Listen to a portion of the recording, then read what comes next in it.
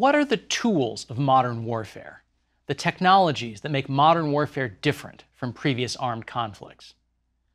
I've chosen 5. The Kalashnikov assault rifle and the improvised explosive device, both of which are characteristic of low-end or unconventional warfare, as well as the guided missile, the drone, and cyber warfare, which are more characteristic of high-end warfare, governments fighting governments. Each of these make modern warfare look much different than what we saw even in World War II. Each also constitutes what we might think of as an equalizer, offsetting the advantages that richer and more technologically sophisticated societies enjoy, and the full implications of which are not yet clear. Let's start with the Kalashnikov assault rifle, which has become something of a cultural icon. It appears in rap songs and on the flag of Mozambique.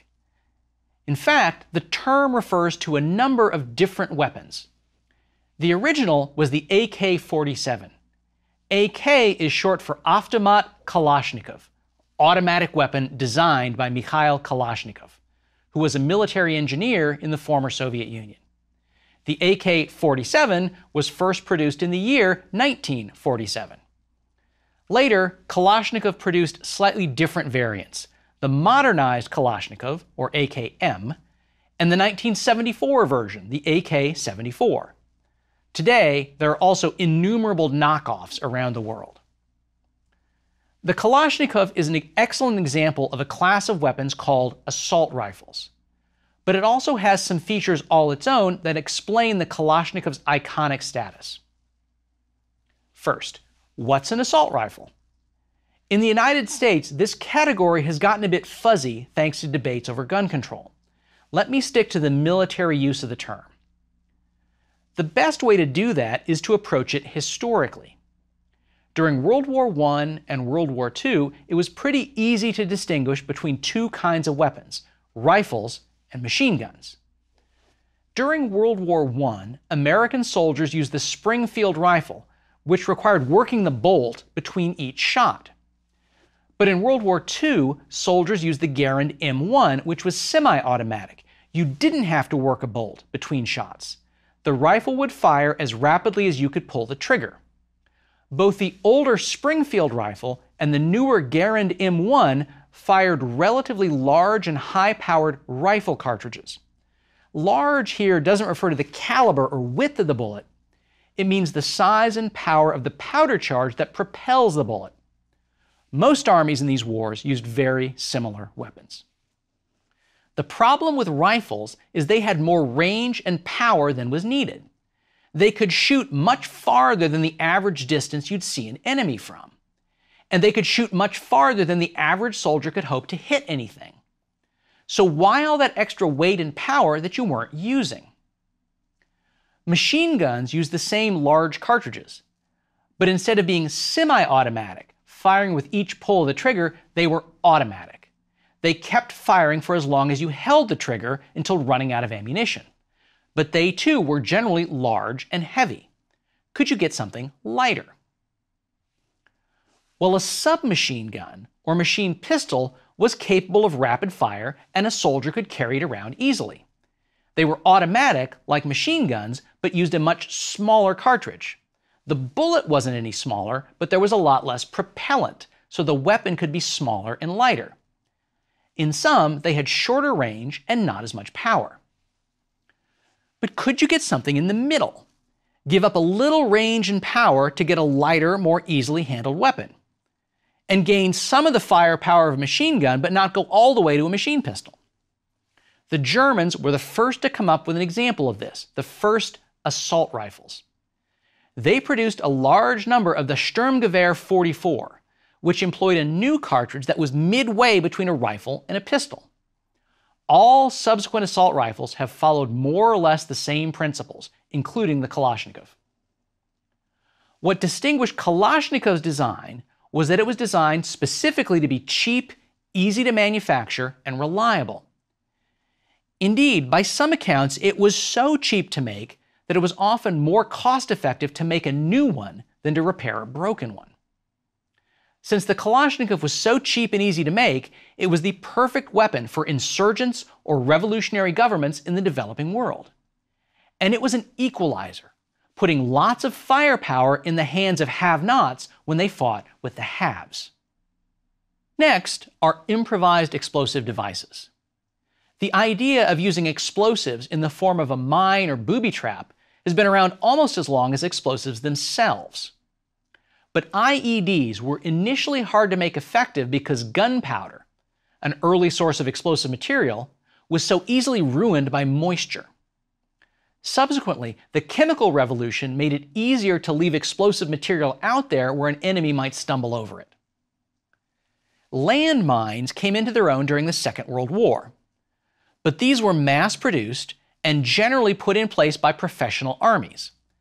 And the purpose of a landmine is different than that of an IED. Landmines are largely intended to channel or slow movement more than to inflict casualties. A minefield makes the enemy stop, go another way, or wait for specialists to clear a path. In contrast, IEDs are primarily to inflict casualties, and they can be very good at that, and are used by insurgents. During the United States wars in Iraq and Afghanistan, roughly 2/3 of American casualties were caused by IEDs. Injuries and deaths caused by IEDs make the public back home wonder about the value of sending their young men and women into battle, and can also sap a warfighter's morale. There's never room to relax. Getting shot at implies you can shoot back. But if an IED is set off next to your convoy or patrol, it might have been set days or weeks earlier and there's no one to fight. Also, IEDs are simple to make. I don't want to get into too much detail, but a few examples will demonstrate the principle. Take the hand grenade. You've seen them in movies. You pull the pin. Don't use your teeth or you'll break them. But pulling the pin allows a spring-loaded lever or spoon to fly off. That's what starts the fuse to set off the grenade. If, however, you remove the pin but keep the lever in place with, say, a rubber band, that creates all kinds of possibilities for a booby trap. The process is a little different with artillery shells, but the principle is the same. For a bigger bang, a car bomb, for example, you don't need commercial explosives. Many agricultural fertilizers are quite close to explosives in chemical terms. And because any society with agriculture needs fertilizer, it's not hard to get a hold of. In 1995, the federal building in Oklahoma City was destroyed by a truck packed with fertilizer. More than 300 other buildings nearby were also damaged or destroyed. The tricky thing with IEDs isn't necessarily obtaining explosive material. It's setting the explosive off at the right time. In Iraq and Afghanistan, something as simple as a garage door opener was often used as a trigger device when US and Allied convoys or patrols passed by. The simpler the trigger mechanism, the simpler it was to counter. So this produced an arms race. Triggering and jamming mechanisms became more sophisticated all the time. Eventually, US forces and their allies got better at armoring their vehicles to protect their personnel from IEDs. In response, insurgents began making shaped charge IEDs, configuring the explosives and their metal casing so that detonation melts and shapes the metal into an explosively formed penetrator, capable of tearing through armor. The IED, like the Kalashnikov, is an equalizer. It lets low-tech insurgents wound and kill high-tech opponents, making counterinsurgency expensive. The goal is to make counterinsurgents decide the cost simply isn't worth it. Now, let's look at the guided missile. For most of history, a projectile stopped being guided as soon as it was fired. Whether an arrow, a stone from a catapult, a bullet, or a cannonball, once launched, it would go exactly where physics took it, and more often than not, that would be somewhere other than the target. Let me give you two examples. At the World War I Battle of Jutland, the last time two large forces of battleships faced off against one another, the British and the Germans shot thousands of shells at each other. And battleships are pretty big targets. How many of those shells hit something? About 3%. The rest splashed into the ocean. And what about anti-aircraft guns? In the Battle of Britain, when Hitler's Air Force was bombing the British, anti-aircraft guns shot down about 300 German planes. And how many shells did it take to do that? Millions. Some 59,000 shells were fired from the small British city of Bristol alone over the course of the war. I'll stipulate that the purpose of many of those shells was to force enemy bombers to fly higher and make their bombing less accurate. But if you did get a hit, one shell could be enough. Aircraft are fragile, and a direct hit or near miss was usually enough to knock a plane out of the sky. Even giant warships were vulnerable. At Jutland, British battle cruisers were sunk by lucky single hits that exploded their stores of ammunition. Getting a little more accurate could make a big difference. The guided missile made that difference. To be technical, I should say that guided missile is redundant, at least in English. If it's not guided, it's not a missile. The advantage of guided missiles is that they don't have to be pointed precisely in order to hit their targets. They can be steered to be more accurate. There are lots of different ways to guide a missile. The missile can home in on heat or on radio signals, or it can carry its own radar, or a missile can be guided by an operator. Many anti-tank missiles are steered by the soldier who launches them. In effect, the shooter uses a joystick to control the missile through wires that trail behind it. This adds up to much greater accuracy. Instead of thousands of shells required to hit a ship or an aircraft, a far smaller number of guided missiles can do the job and at much greater range. In addition, missile launchers can be a lot smaller. Anti-aircraft guns had to be big. Their barrels were long to improve their accuracy.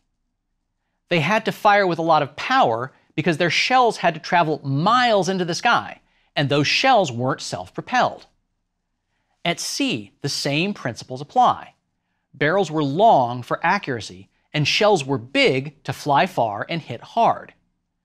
At Jutland, British battleships had 15-inch guns, meaning the shells they fired were 15 inches across. Only big ships could carry big guns. Missile launchers, by comparison, don't need to be big. They don't need barrels for accuracy, and the missiles are self-propelled. An early Soviet anti-tank missile, the Sagar, weighed only about 60 or 70 pounds.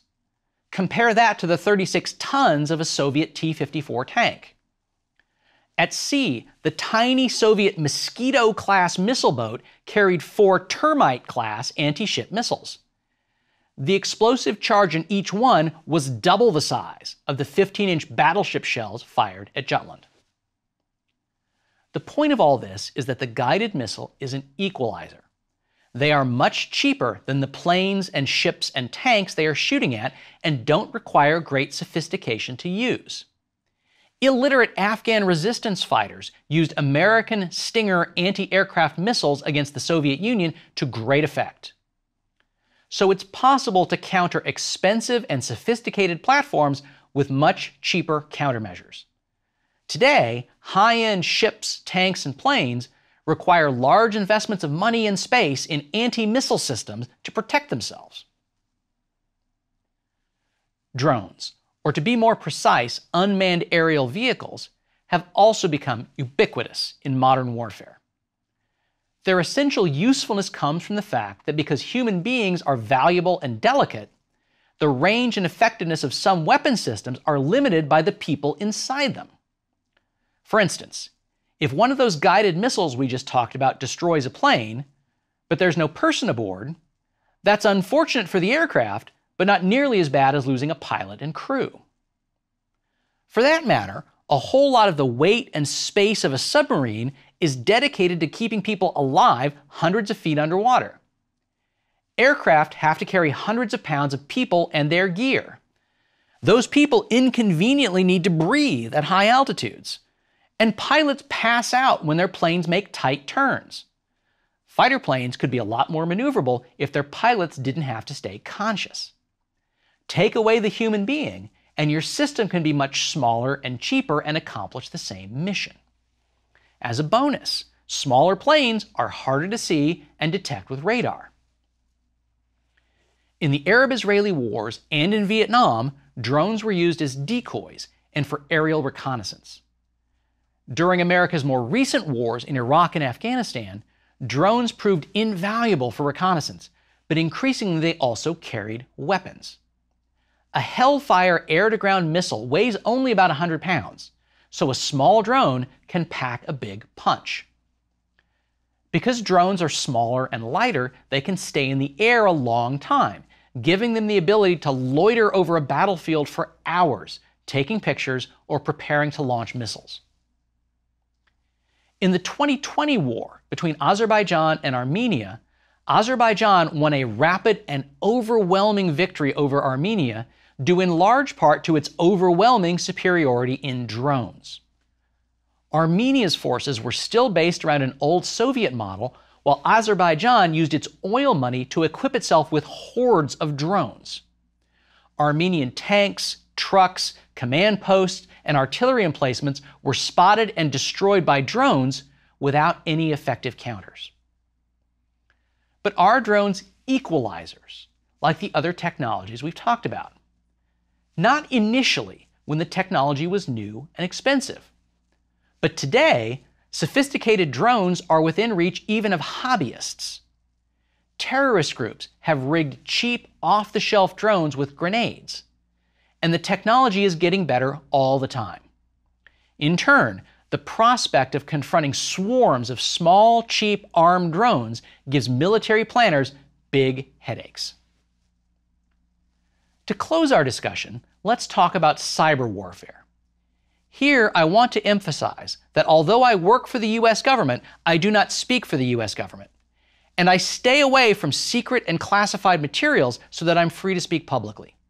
Everything I talk about here is based on publicly available material. Now, of all the tools I'm discussing, cyber is the least well-defined. It can include a host of concepts, many of which mirror missions and tasks that militaries have carried out for a long time, but executed in different ways. In many applications, cyber can be like spying, specifically espionage. That's gathering information, but doing it in a new and better way. In old low-tech days, perhaps you would bribe a clerk in a foreign embassy to photograph sensitive documents. Or you could plant a microphone in a sensitive spot. The Soviet Union once planted a radio microphone in a carved wooden eagle it presented as a gift to the US ambassador in Moscow. That bugged wooden eagle hung at the ambassador's residence for 7 years. Today, computer technology lets you accomplish much the same thing. The right software, when planted on a computer, can get you the documents you're looking for. Or it can intercept the emails that modern organizations depend on. There are lots of ways for bad software to get into a system. You might recall the story of SolarWinds, a major US government supplier of network software. The company was hacked and malware was installed in thousands of users' systems during what seemed to be a normal software update. That allowed the extraction of sensitive government information. A thumb drive or stick drive can carry malware. That's one reason why you should never plug in or use random thumb drives. The odds that it's carrying malware are small, but not worth the risk. That kind of cyber, gathering information, is a new way of doing an old thing. So what about using cyber not just to get information, but to do damage? At the time I prepared this lecture, there had never been a full-scale cyber war, but there has been plenty of cyber espionage. For instance, 2 countries involved in disputes with Russia, one in a political conflict, the other a military confrontation, became victims of massive cyber attacks. In Estonia, a political controversy over a Soviet-era monument led to a denial-of-service attack in 2007. Estonia is a highly wired country.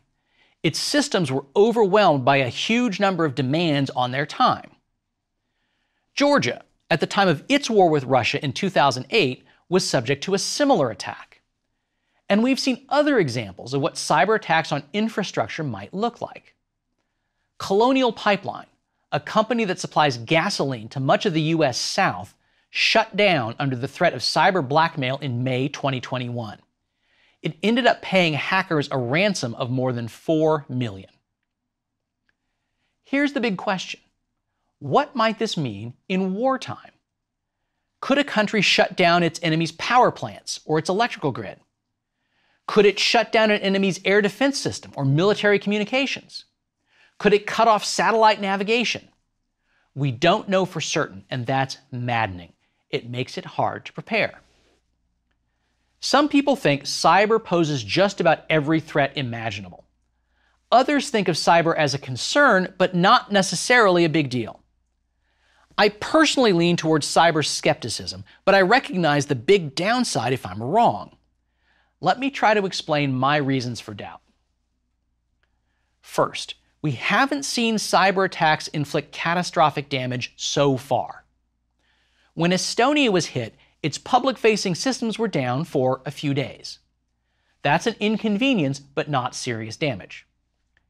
And Colonial Pipeline's operating systems weren't hit, just its billing software. Billing has to have lots of contact with the public, so it's more vulnerable. Its operating software is different. For lots of infrastructure, pipelines, power plants, the operating software is old, individualized, and not networked.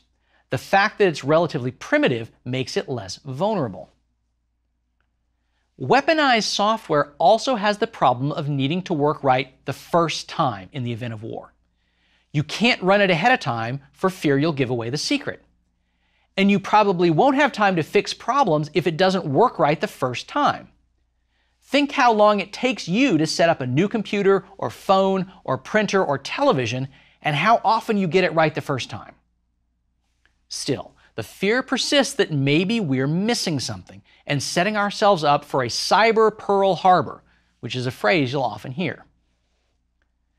Let me offer one last reason why cyber might not be quite the threat that it seems. That has to do with Stuxnet, a piece of malware that attacks industrial control systems.